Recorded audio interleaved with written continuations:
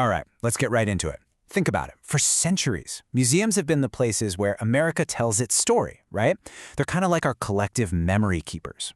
But what happens when we can't agree on what that story should even be? Today, we're going to explore a huge conflict that's brewing over who exactly gets to write that narrative. And this quote, man, it really gets to the heart of the matter. This isn't just some polite disagreement. The analysis we're looking at here frames this as a really high-stakes cultural battle, a war of ideas being fought inside the very places we go to understand who we are. So, first up, let's talk about the front lines of what the source is calling a war on culture. And the battleground here? It's not some field, it's our museums. And the prize?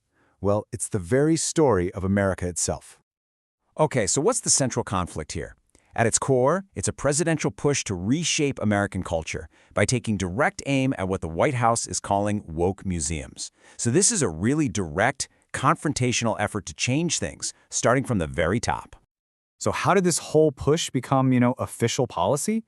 This wasn't just talk. It was actually formalized in an executive order that really set the tone for this new cultural front.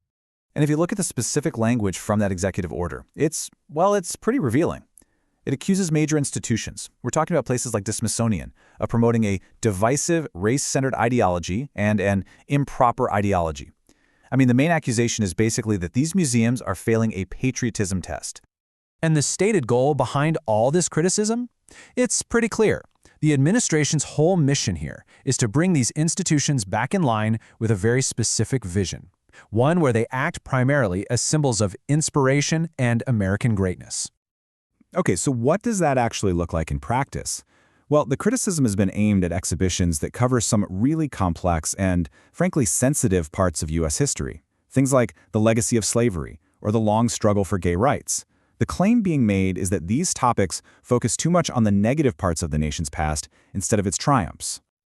And this all leads us to a really fundamental clash.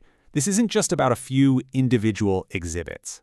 Now, this is about two totally different ideas of what a museum is even for and what version of history it's supposed to tell. You can really boil this whole conflict down to two competing ideas of history. On one side, you've got the administration's vision, which is for a laudatory history, one that's purely triumphant, celebratory.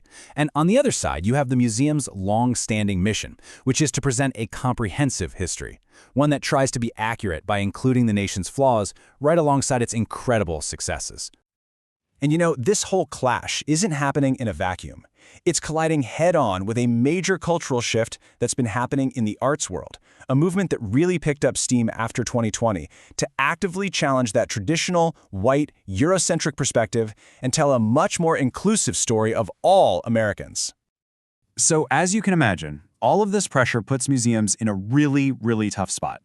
Let's take a look at how they're responding, or in some cases, how they're kind of being forced into silence by something called a chilling effect. So what is a chilling effect? Basically, it's when the threat of some kind of punishment or just intense social pressure discourages people or institutions from speaking or acting freely. So even without a direct order, just the fear of what might happen can be enough to cause self-censorship. And we can see the real-world impact of this in a pretty prominent case. So the National Portrait Gallery was reportedly considering removing a painting by the artist Amy Sherald. The painting depicted a transgender Statue of Liberty. Well, in protest, Sherald just pulled her entire exhibition. A perfect example of that chilling effect in action.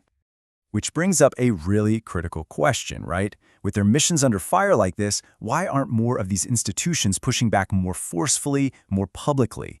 Well, the answer, it turns out, can pretty much be summed up in a single number. 62%. And here is why that number is so powerful.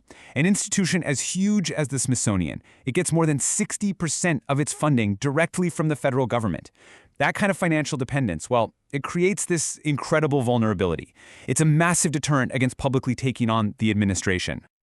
So, where does that leave us? The future is suddenly in question, and it raises an even bigger concern. If museums are financially backed into a corner, who's left to defend them? Well, according to the source material, the broader response has been pretty quiet. A quote from the analysis points to a deafening silence, which suggests that the wider arts and culture community hasn't really mobilized in a big way to counter this pressure. And that's really the key issue here. Yeah, you see concern from individual historians, from curators, but there hasn't been a unified, organized, forceful counter-movement to protect the independence of these institutions. For the most part, they're standing alone. Which leaves us with this huge question just hanging in the balance. In this new cultural war, if not the arts community itself, who is going to step up and fight for the core mission and the independence of our museums? And maybe the most important question of all, if no one does, what story of America is going to be told for generations to come? What will our kids and their kids learn about who we were with all our triumphs and all our flaws? That is the unanswered question.